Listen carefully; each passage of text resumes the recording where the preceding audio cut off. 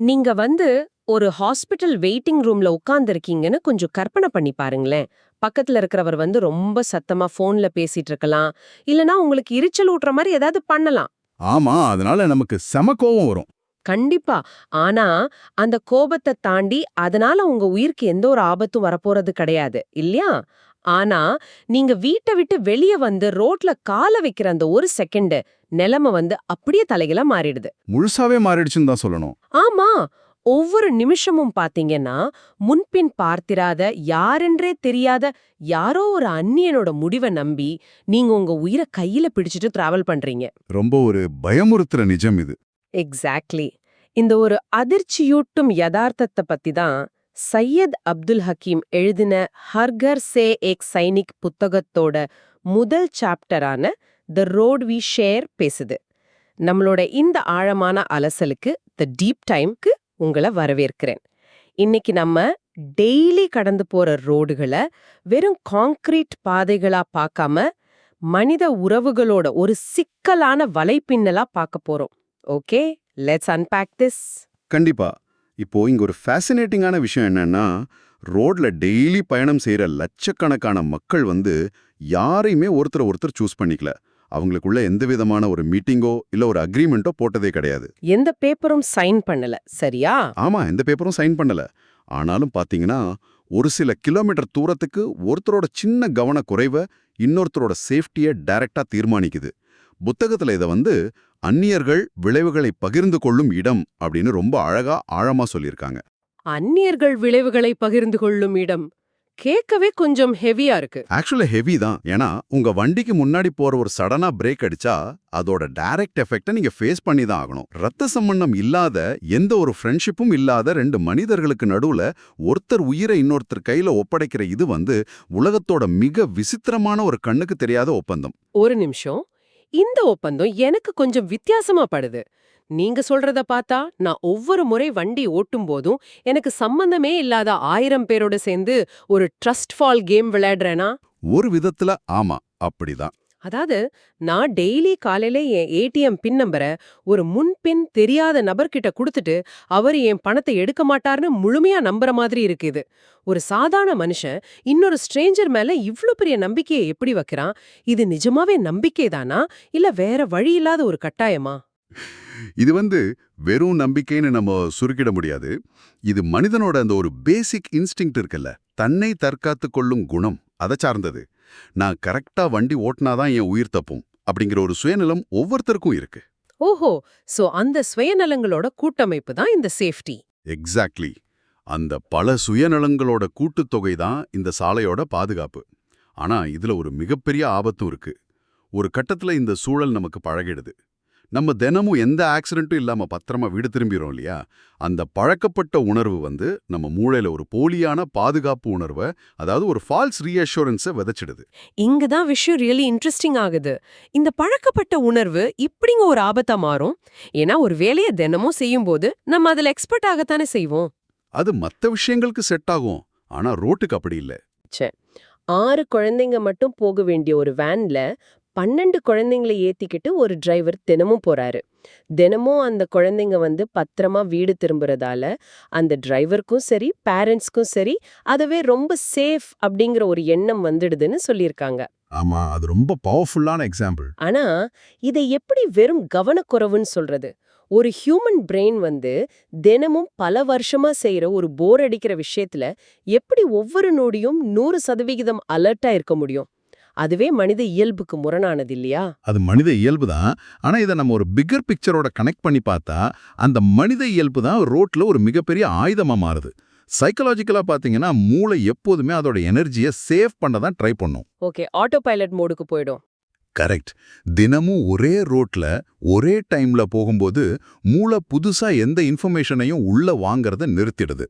இதை நம்ம கவனக்குறைவு அப்படின்னு சொல்றதை விட தண்டிக்கப்படாத தவறுகள், அதாவது அன்பனிஷ்டு கேர்லெஸ்னஸ் அப்படின்னு சொல்றது தான் கரெக்டா இருக்கும். தண்டிக்கப்படாத தவறுகள் வார்த்தைகள் ரொம்ப ஷார்ப்பா இருக்கு. ஆக்சுவலா அதுதான் நிஜம். அந்த வேன் டிரைவர் 12 குழந்தைகளை ஏத்திக்கிட்டு 100 தடவை பத்திரமா போயிருக்கலாம். அதுக்காக அவர் 100 தடவையும் ரூல்ஸை கரெக்டா ஃபாலோ பண்ணாருன்னு அர்த்தம் கிடையாது. அப்போ அந்த 100 தடவையும் அவர் லக்ல தான் தப்பிச்சிருக்காரு. எக்ஸாக்ட்லி. ரோடும் மத்த டிரைவர்ஸும் அப்புறம் அந்த சூழ்நிலையும் அவருக்கு 100 தடவை சாதகமா இருந்திருக்குன்னு தான் அர்த்தம். ஒரு தப்பு பண்ணி அதுக்கு தண்டனை கிடைக்காத வரைக்கும் அந்த தப்பு எப்படி மெதுவா ஒரு பழக்கமா மாறுது அப்படிங்கறது தான் இந்த ஸ்கூல் வேன் எக்ஸாம்பிள் நமக்கு உணர்த்துது. சோ நம்ம மூளை தன்னிச்சையா செயல்பட தொடங்குற அந்த பாயிண்ட் தான் விபத்துகளோட ஆரம்பம்னு சொல்றீங்க. இதுல இருந்து எனக்கு இன்னொரு கேள்வி வருது. இப்போ நம்ம ரோட்ல போகும்போது நிஜமாவே நம்ம கண் முன்னாடி இருக்கிற ரோட்ட பார்த்து வண்டி ஓட்டுறோமா, இல்ல நம்ம மூளையில ஏற்கனவே சேவ் ஆகி இருக்கிற அந்த மேப்பை வச்சு ஓட்டுறோமா? இது ரொம்ப ஆழமான கேள்வி. ஆக்சுவலா நம்ம நிறைய நேரம் ஞாபகத்தை வச்சு தான் ஓட்டுறோம். அதாவது அப்சர்விங் வர்சஸ் ரிமெம்பரிங். நான் கரெக்டா சொல்றேனா? நேத்து எப்படி இருந்துச்சோ அப்படிதான் இன்னிக்கும் இருக்கும்னு நம்பி ஓட்டுறோமா? கரெக்ட். நீங்க தினமும் போற ரோட்ல ஒரு குறிப்பிட்ட இடத்துல ஒரு பெரிய பள்ளமோ இல்ல கல்லோ இருக்குன்னு வச்சுப்போம். உங்க மூளைக்கு அது நல்லா தெரியும் அப்படிங்கறதால அந்த இடம் வர்றதுக்கு முன்னாடி நீங்க ஸ்பீடை குறைச்சிக்குவீங்க. ஆமா, சடன் பிரேக் அடிக்காம ஸ்லோவா போயிடுவேன். நீங்க தப்பிச்சிட்டீங்க. ஆனா உங்களுக்கு பின்னாடி ஃபர்ஸ்ட் டைமா அந்த ரோட்ல வர ஒரு புது ஆளுக்கு அந்த பள்ளம் அங்க இருக்கிறது தெரியாது. உங்களோட அந்த பழக்கப்பட்ட அறிவு உங்களை காப்பாத்திடுச்சு. ஆனா நீங்க சடனா வேகத்தை குறைச்சது பின்னாடி வர்றவருக்கு ஒரு எதிர்பார்க்காத பெரிய சிக்கலை உருவாக்குது. Oh my god! இது நிஜமாவே பெரிய பிரச்சனை தான். நான் சேஃபா இருக்கேன்னு நினைச்சு பண்ற விஷயம் இன்னொருத்தருக்கு ஆபத்தா முடியுது. இதுதான் புத்தகத்துல பலதரப்பட்ட வாகனங்களும் மனிதர்களும் புழங்கும் ஒரு கூட்டமைப்பு அப்படின்னு சுட்டிக்காட்டப்படுற அந்த மிக்ஸ்ட் ஈகோசிஸ்டம். நீங்க தனியா எந்த முடிவும் எடுக்க முடியாது. அந்த மிக்ஸ்ட் ஈகோசிஸ்டம் எவ்வளவு பெரிய ஒரு ரிப்பிள் எஃபெக்ட், அதாவது சங்கிலி தொடர் விளைவை ஏற்படுத்துதுன்னு நினைக்கும் போதே ரொம்ப ஆச்சரியமா இருக்கு. நாம மட்டும் தனியா ஒரு தப்பு பண்றோம்னு நினைச்சுக்கிறோம். ஆனா அது வேற எங்கேயோ போய் ஒருத்தரை பாதிக்குது. கண்டிப்பா. அதுக்குதான் புத்தகத்துல அந்த டோல்கேட் எக்ஸாம்பிள ரொம்ப டீட்டெயிலா சொல்லியிருக்காங்க. ஆமா, அந்த டோல்கேட் உதாரணம் செம கிளியரா இருந்தது. ஒரு வண்டி டோல்கேட்டை கிராஸ் பண்ண வெறும் 15 செகண்ட் தான் ஆகணும். ஆனா தப்பான லேன்ல நுழைஞ்ச ஒருத்தர் தன்னோட வண்டிய ரிவர்ஸ் எடுக்க ட்ரை பண்ணும்போது அவருக்கு பின்னாடி வெயிட் பண்ற 3 வண்டிகளும் ரிவர்ஸ் எடுக்க வேண்டிய ஒரு கட்டாயம் வருது. அது ஒரு பெரிய கன்ஃபியூஷனை உருவாக்கும்ல. எக்ஸாக்ட்லி. ஒருத்தரோட அந்த சின்ன தப்பால வெறும் 15 செகண்ட்ல முடிய வேண்டிய விஷயம் 5 நிமிஷமா இழுக்குது. இப்போ அந்த 5 நிமிஷம் அப்படிங்கிறது வெறும் டைம் வேஸ்ட் ஆகிற விஷயம் மட்டும் கிடையாது. அதோட எஃபெக்ட் அந்த டோல்கேட்டையும் தாண்டி பல கிலோமீட்டர்கள் வரைக்கும் போகும். அதாவது அந்த டிராஃபிக் பில்டப் ஆகிறது சொல்றீங்களா?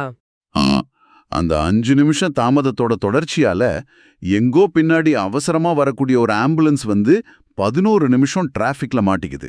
அந்த ஆம்புலன்ஸ்குள்ள உயிருக்கு போராடிட்டு இருக்கிற ஒருத்தருக்கு அந்த 11 நிமிஷம் எவ்வளவு முக்கியம்னு கொஞ்சம் யோசிச்சு பாருங்க. ரொம்ப ரொம்ப முக்கியமான விஷயம் இது. டோல்கேட்ல தப்பான லேன்ல நுழைஞ்சவருக்கு இது எதுவுமே தெரிய போறதில்ல. கண்டிப்பா தெரியாது.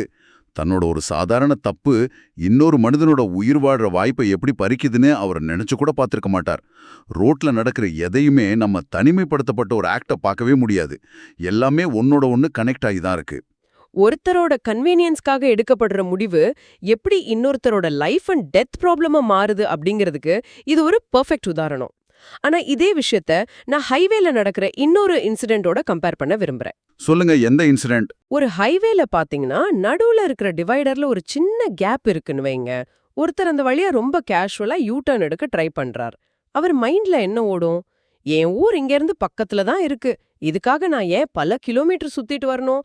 இங்கே திரும்பினா ஈஸியா போயிடலாம் அப்படிங்கிற ஒரு எண்ணம் மட்டும்தான் இருக்கும். ஆமா, எல்லாரும் அப்படிதான் யோசிப்பாங்க.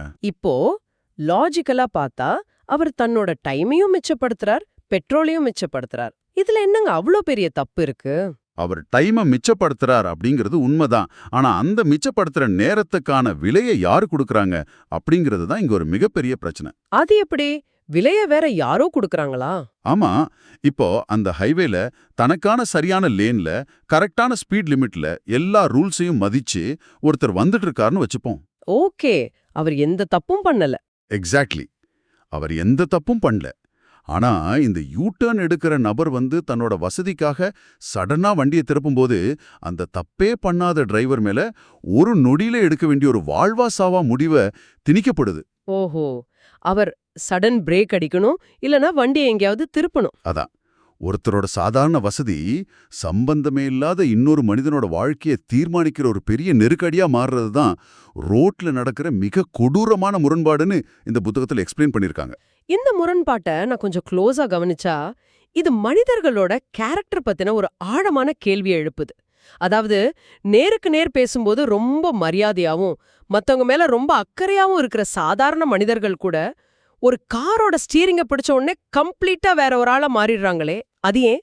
இது ஒரு முக்கியமான கேள்வி எழுப்புது. ஆக்சுவலா சாலை அப்படிங்கிறது ஒரு சமூக கண்ணாடி மாதிரி. நம்ம டெய்லி போட்டிருக்கிற அந்த சோஷியல் மாஸ்க கழட்டி எரியும் ஒரு இடம் அது. சோஷியல் மாஸ்க கழட்டுறோமா? அது எப்படி? சைக்காலஜில இத தனிமனித அடையாள இழப்பு அப்படின்னு சொல்லுவாங்க. நீங்க ஒரு இரும்பு பெட்டிக்குள்ள விண்ட்ஷீல்டுக்கு பின்னாடி ரொம்ப சேஃபா உட்கார்ந்திருக்கும்போது உங்களோட மனநிலை கம்ப்ளீட்டா மாறிடுது. ஓகே, நான் வண்டிக்குள்ள சேஃபா இருக்கேன்னு தோணுது. ஆமா. நான் எல்லார் கண்ணுக்கும் தெரிவேன், ஆனா நான் யாருக்கும் பதில் சொல்ல வேண்டிய அவசியம் இல்ல அப்படிங்கிற ஒரு ஆபத்தான தைரியம் உங்களுக்கு வந்துருது. Visible to everyone, accountable to know one. Wow! Visible to everyone, accountable to know one. ரொம்ப கரெக்டான ஸ்டேட்மெண்ட் இது. நீங்க ரோட்ல நடந்து போகும்போது யாராவது மேல தப்பா மோதிட்டா உடனே சாரி கேப்பீங்க இல்லையா? கண்டிப்பா கேப்போம். அது நம்மளோட பேசிக் மேனர்ஸ். ஆனா அடையும் இங்க காருக்குள்ள இருக்கும்போது அந்த பொறுப்புணர்வு மறைஞ்சு ஒரு விதமான அதிகார திமிர் வந்துடுது. அந்த காரோட கண்ணாடி உங்களை வெளி உலகத்திலிருந்து பிரிக்கிற ஒரு கவசமா வேலை செய்யுது. சோ இதோட உண்மையான அர்த்தம் என்ன? அப்போ சிக்னல்ல அந்த மஞ்ச விளக்கு எரியும் போது வண்டியை நிறுத்தாம வேகமா போறதோ இல்ல வண்டி ஓட்டும் போது போன்ல பேசுறதோ வெறும் டிரைவிங் ஹேபிட் மட்டும் கிடையாதுன்னு சொல்றீங்களா? கண்டிப்பா கிடையாது. ஒரு செகண்ட் ஆகுற அந்த கவனக்குறைவு ஒரு மனுஷனோட மொத்த கேரக்டரையும் முடிவு பண்ணிடுமா என்ன?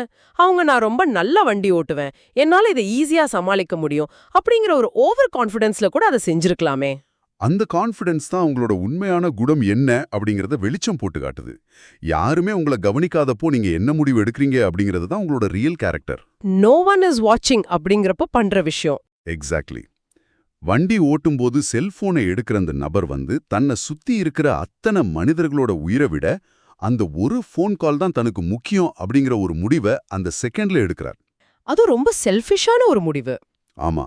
அவர் எடுக்கிற முடிவுகள் அவரோட காருக்குள்ள மட்டும் தங்கிடாது. அது வெளியில ரோட்ல போற மத்த மனிதர்களோட வாழ்க்கைக்குள்ளேயும் ஊடுருவி போகும். எந்த நாட்டை சேர்ந்த ரோடு அப்படிங்கறத பத்தி அந்த ரோடுக்கு எந்த கவலையும் கிடையாது. ஆனா அந்த ரோட்ல ஒரு மனிதன் எப்படி நடந்துக்கிறான் அப்படிங்கிறது அவனோட உண்மையான அறத்தை, அவனோட மாரல்ஸ பறைசாற்றுதுன்னு புத்தகத்துல ரொம்ப கிளியரா சொல்லியிருக்காங்க. சூப்பர். நம்ம இதுவரைக்கும் பேசின விஷயங்களை எல்லாம் ஒன்னா சேர்த்து பார்க்கும்போது ஒரு மிகப்பெரிய உண்மை நமக்கு புரியுது. ரோடோட ரூல்ஸ், போல்ஸ் போடுற ஃபைனு, இல்ல இந்த பெரிய பெரிய மேம்பாலங்கள், இது எல்லாத்தையும் தாண்டி சாலை அப்படிங்கிறது முழுமையா மனித உணர்வுகளால பின்னப்பட்ட ஒரு விஷயம். ரொம்ப கரெக்ட். ஒவ்வொரு வண்டிக்குள்ளேயும் பாத்தீங்கன்னா ஒரு கதை இருக்கு.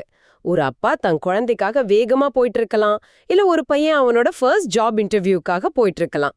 அவங்க யாருமே வெறும் ஏதோ ஒரு இடத்துக்கு மட்டும் போகல, யாரோ ஒருத்தர்கிட்ட திரும்பி போக ட்ரை பண்ணிட்டு இருக்காங்க. They're trying to return to someone. அந்த எமோஷனலான பயணத்தோட வேல்யூ தான் ஒரு ரோடோட உண்மையான வேல்யூ.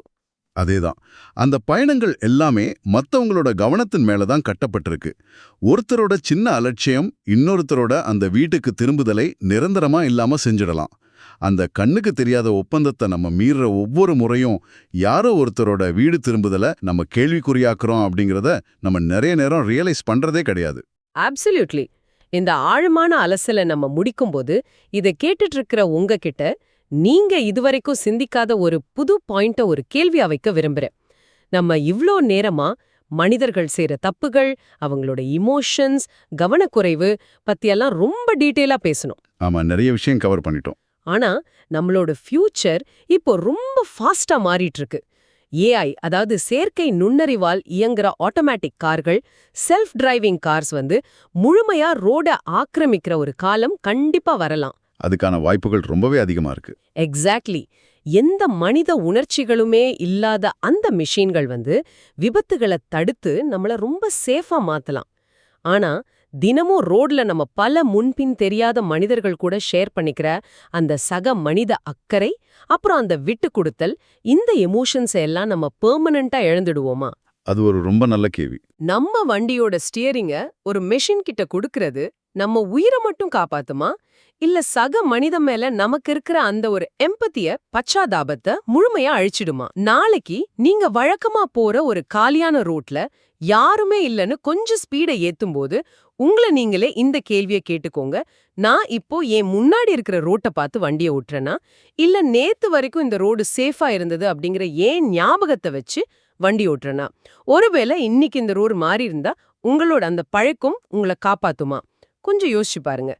மீண்டும் இதே மாதிரி ஒரு இன்ட்ரெஸ்டிங்கான ஆழமான அலசல்ல சந்திப்போம்.